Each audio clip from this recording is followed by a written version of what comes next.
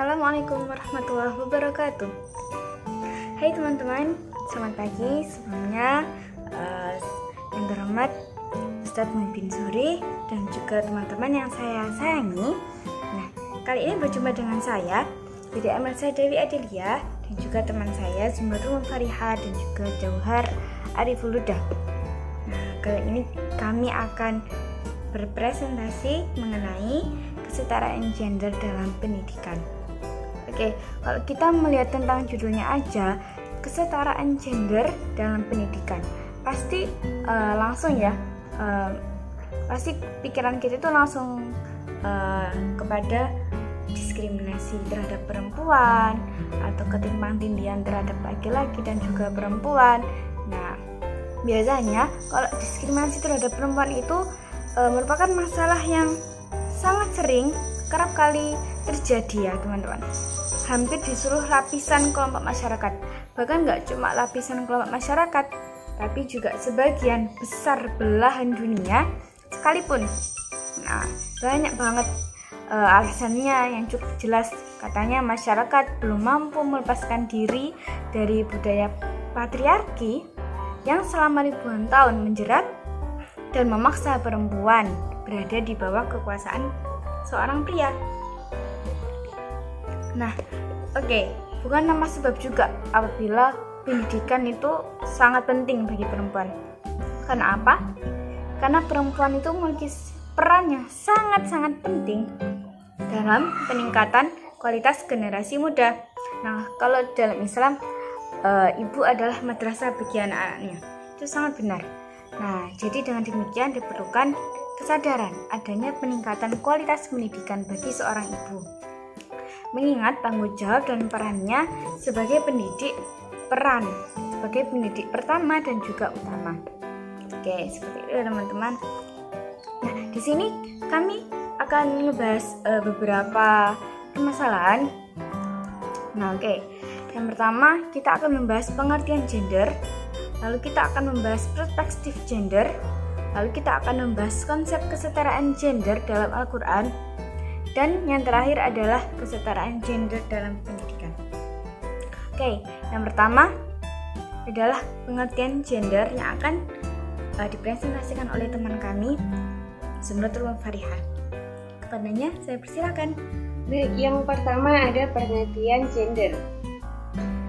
Kata gender berasal dari bahasa Inggris yaitu gender yang berarti jenis kelamin.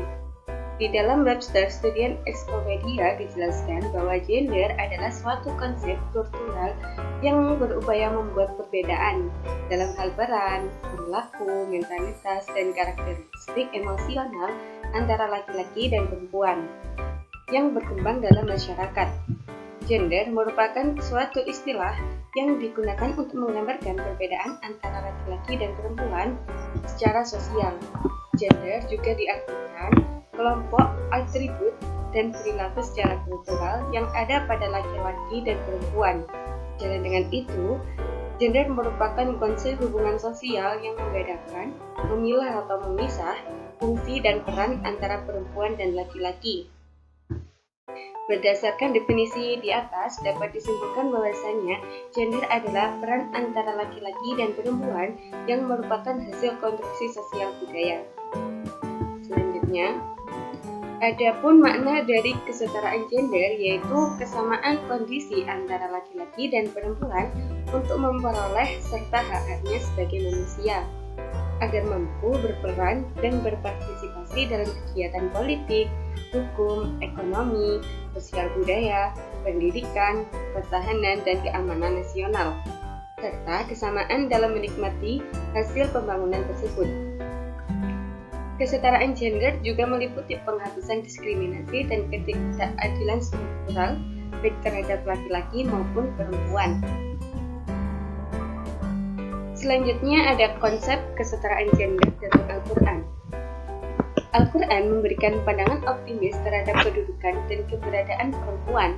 Semua ayat yang membicarakan tentang Adam dan pasangannya sampai keluar ke bumi selalu menekankan kedua belah pihak dengan menggunakan kata ganti untuk dua orang, seperti kata huma Misalnya, keduanya memanfaatkan fasilitas surga. Dalam Quran Surat Al-Baqarah ayat 35, mendapat godaan yang sama dari setan. Quran Surat Al-A'raf ayat 20, sama-sama memakan buah ulti, dan keduanya menerima akibat terbuang ke bumi. Sama-sama memohon ampun, setelah itu telah di bumi antara satu dan lainnya saling melengkapi. Dalam Quran Surat Al-Baqarah ayat 187. Ukuran kemuliaan di sisi Tuhan untuk prestasi dan kualitas tanpa membedakan etnik dan jenis kelamin. Quran Surat Al-Hujurat ayat 13. Al-Quran tidak menganut paham the second sex yang memberikan keutamaan kepada jenis kelamin tertentu, atau the first ethnic yang mengistimewakan suku tertentu. Pria dan wanita dan suku bangsa manapun mempunyai potensi yang sama untuk menjadi abid dan khalifah. Quran Surat An-Nisa ayat 127 dan An-Nahl ayat 97.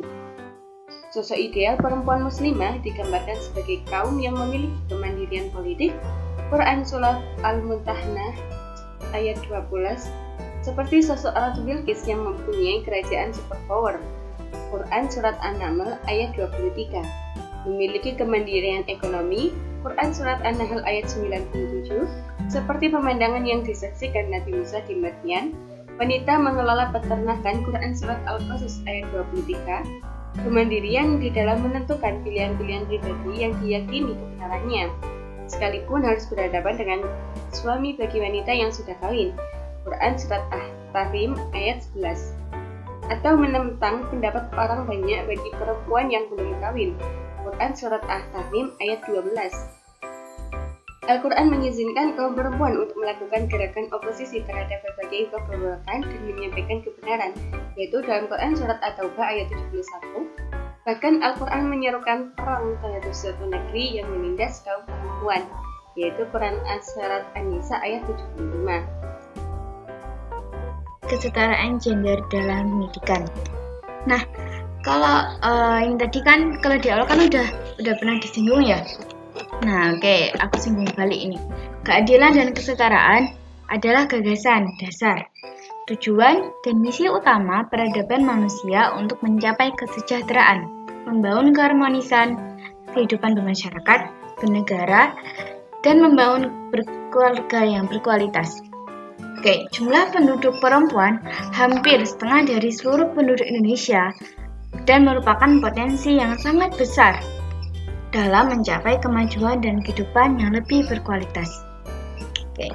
Kesetaraan gender, kesamaan kondisi bagi laki-laki dan perempuan untuk memperoleh kesempatan serta hak-haknya sebagai manusia, agar mampu berperan dan berpartisipasi dalam kegiatan politik, hukum, ekonomi, sosial budaya, pendidikan, dan pertahanan, dan juga keamanan nasional, atau biasa disebut dengan Hamkamnas, serta kesamaan dalam menikmati hasil pembangunan. Seperti itu. Nah, keadilan gender ini merupakan suatu perlakuan adil terhadap perempuan dan laki-laki.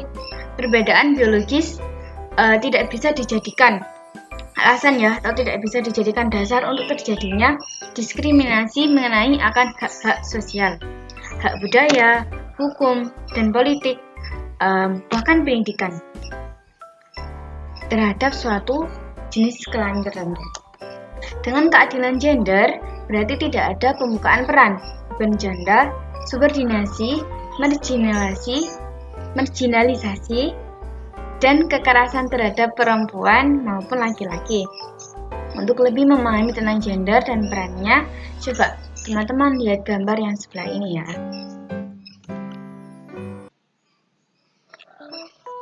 Nah, seperti ini.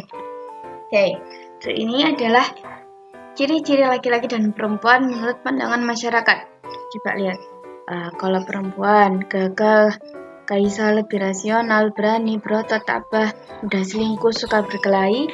Kalau perempuan lemah lembut, halus, emosional, penakut, gemulai, cengeng, setia, senang ngerumpi, dan lain-lain. Itu kan biasanya menurut pandangan masyarakat kebanyakan seperti itu. Nah, padahal ciri laki-laki dan ciri perempuan yang sesungguhnya adalah yang sesungguhnya itu adalah mengenai ini ya, faktor primer seperti itu. Contoh ini kalau laki-laki mempunyai penis atau zakar, terus mempunyai sperma atau mani atau prostat dan lain-lain. Kalaupun primer pada perempuan, perempuan akan memiliki vagina, lalu ovarium, lindung telur yang biasanya dibuat untuk menstruasi, lalu ada ovum, sel telur atau mengandung untuk melahirkan.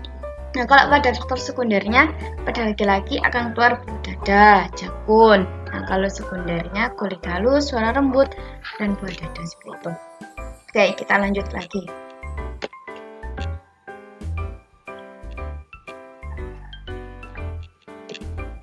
Nah, oke, di sini, nah terwujudnya kesetaraan dalam keadilan gender itu ditandai dengan titik adanya diskriminasi antara perempuan dan laki-laki. Dengan demikian, mereka akan memiliki akses, kesempatan berpartisipasi, dan kontrol atas pembangunan, serta memperoleh manfaat yang setara dan adil dari pembangunan. Seperti itu. Oke, kalau kita akan membahas lebih jelasnya, yang pertama adalah bias gender dalam pendidikan. Ya, nah. Oke, bias gender itu apa sih? Bias gender merupakan mengunggulkan salah satu jenis kelamin dalam kehidupan sosial atau kebijakan publik. Nah, bias gender itu dalam pendidikan adalah realitas pendidikan yang mengunggulkan satu jenis kelamin tertentu sehingga menyebabkan ketimpangan gender. Nah, kalau bias gender pendidikan itu contohnya seperti apa sih? Contohnya, nah, contohnya di sini. Dalam dunia pembelajaran di sekolah seperti buku ajar misalnya, banyak ditemukan gambar maupun rumusan kalimat yang tidak mencerminkan kesetaraan gender. Contoh nih, ada gambar pilot. Wah, pilot memerlukan kecakapan dan kekuatan yang hanya dimiliki oleh laki-laki. Jadi pandangan orang-orang, juga pandangan anak-anak, oh kalau pilot itu berarti harus laki-laki, seperti itu. Sementara gambar guru yang sedang mengajar di kelas selalu perempuan. Mungkin kebanyakan dari buku-buku yang ada, kalau dilihat-lihat memang seperti itu ya teman-teman. Gambar seorang guru itu selalu perempuan. Nah, sedang mengajar di kelas atau perempuan karena guru selalu diidentikan dengan tugas mengasuh dan mendidik. Nah, seperti itu. Ironisnya, siswa pun melihat bahwa meski guru-gurunya lebih banyak berjenis kelamin perempuan, tetapi kepala sekolah umumnya laki-laki. Nah, ini termasuk ketimpangtindihan dalam dunia pendidikan, dalam gender pendidikan. Nah, seperti tadi ya, seperti yang dikatakan bahwa guru-guru lebih banyak berjenis kelamin perempuan. Itu benar sekali. Banyak sekali sekolah-sekolah dimanapun pasti yang perempuan lebih banyak. Nggak mungkin laki-lakinya lebih banyak, ya kan?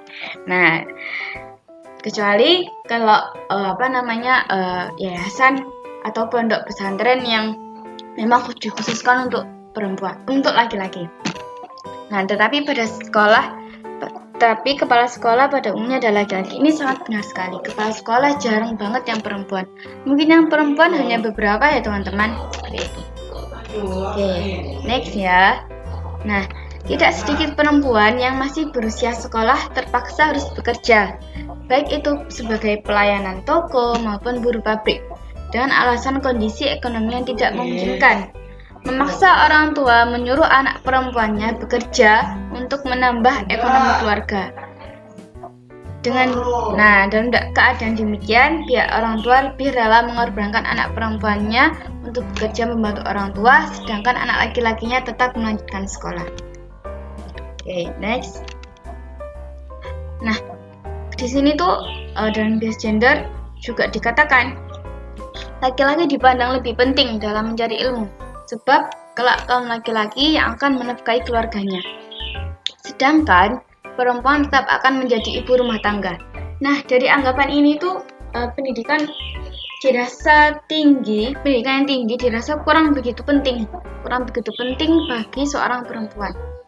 Nah, pandangan inilah yang terlihat tidak adil bagi salah satu pihak, khususnya pihak perempuan. Mereka mengalami diskriminasi dalam hal memperoleh kesempatan pendidikan. Di samping itu, mereka dieksploitasi untuk bekerja membantu orang tua. Padahal seumuran mereka seharusnya masih menikmati masa kanak-kanak atau masa remaja mereka. Nah, seperti itu. Oke. Yang kedua adalah dasar persamaan pendidikan. Nah, ini. Dasar persamaan pendidikan mengantarkan setiap individu atau rakyat mendapatkan pendidikan sehingga bisa disebut pendidikan kerakyatan. Nah, pendidikan kerakyatan seharusnya memberikan mata pelajaran yang sesuai dengan bakat dan minat setiap individu perempuan, bukan hanya diarahkan pada pendidikan agama dan ekonomi rumah tangga, melainkan juga masalah pertanian dan keterampilan yang lain. Jadi mungkin kalau pendidikan kerakyatan itu sepertinya mereka masih berpikiran kalau yang terpenting bagi perempuan adalah pendidikan agama, lalu pendidikan ekonomi rumah tangga, lalu udah dua itu aja ya. Itu mungkin pandangan masyarakat terhadap perempuan. Kenapa ke pendidikan agama yang katanya ibu adalah madrasah utama bagi anak-anaknya, itu harus mendidik dan lain-lain. Lalu pendidikan ekonomi rumah tangga, itu yang dikatakan seorang perempuan akan menjadi ibu rumah tangga di rumahnya, menyapu, mengepel, memasak dan lain-lain. Nah, mungkin pandangan mereka itu mungkin sampai situ aja, padahal juga ada keterampilan-keterampilan lain yang harusnya perempuan lakukan. Oke, seperti ini. Pendidikan memang harus menyentuh kebutuhan dan relevan dengan tuntutan zaman, yaitu kualitas yang memiliki keimanan dan hidup dalam ketakwaan yang kokoh, mengenali, menghayati, dan menerapkan akar budaya bangsa, berwawasan luas dan komprehensif, menguasai ilmu pengetahuan dan keterampilan mutaakhir, mampu mengantisipasi arah perkembangan, berpikir secara analitik, terbuka pada hal yang baru, mandiri, selektif, mempunyai kepedulian sosial yang tinggi, dan berusaha meningkatkan prestasi. Lalu, perempuan dalam pendidikannya juga diarahkan agar mendapatkan kualitas tersebut sesuai dengan taraf, kemampuan, dan minatnya. Nah, diskriminasi dalam kesempatan memperoleh pendidikan.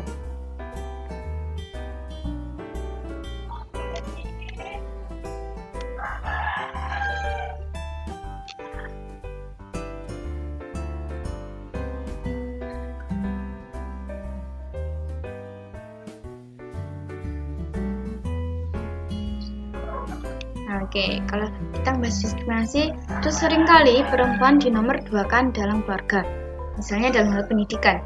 Bagi keluarga yang ekonominya lemah, tentu akan berdampak pada nasib perempuan.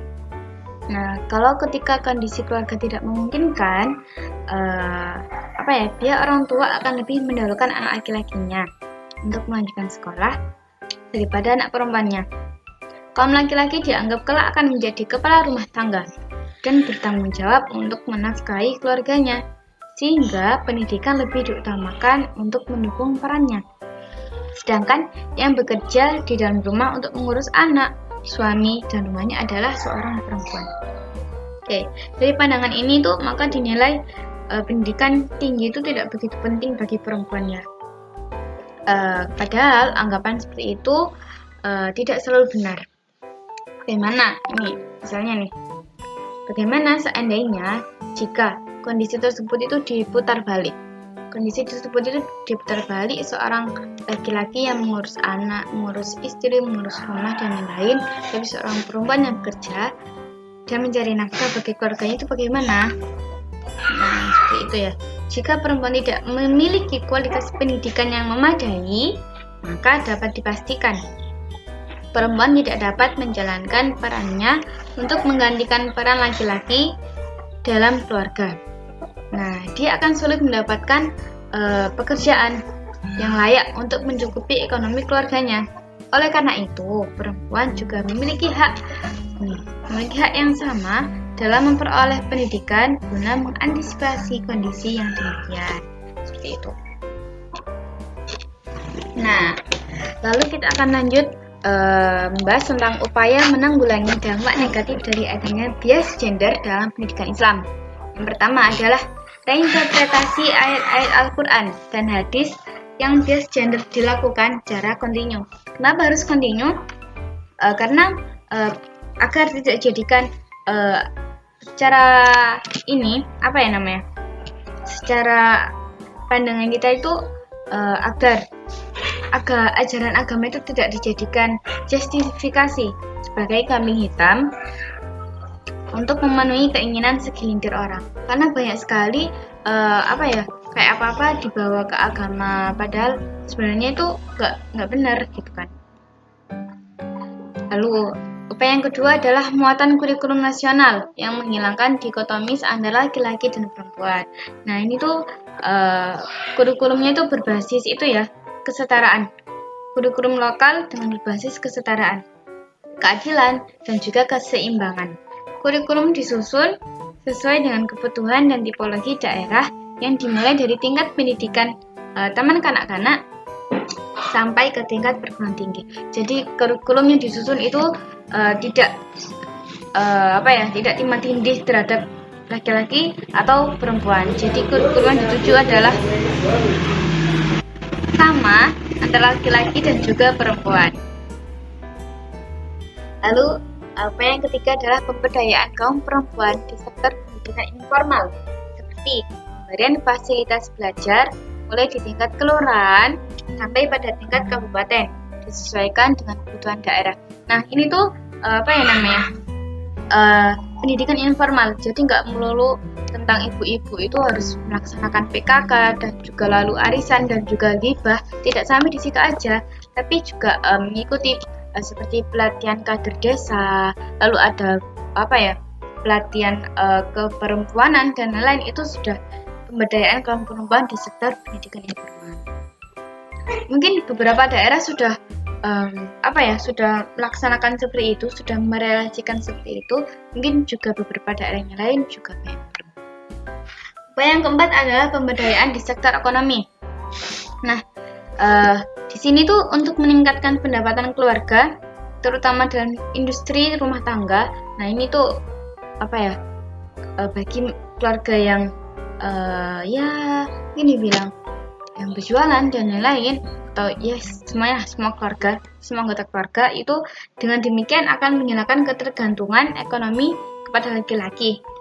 Karena salah satu terjadinya marginalisasi kepada perempuan adalah ketergantungan ekonomi keluarga kepada laki-laki. Jadi kadang kalau di keluarga itu kan kita emang kayak lebih menggantungkan kepada laki-laki untuk mencari uang seperti itu. Padahal itu nggak benar. Lalu yang selanjutnya adalah pendidikan politik bagi perempuan. Kalau kita bicara tentang politik, pasti yang ada di dalam pikiran kita adalah politik itu harus laki-laki yang harus menguasai. Ngapain sih perempuan ikut campur dalam politik? Ngapain?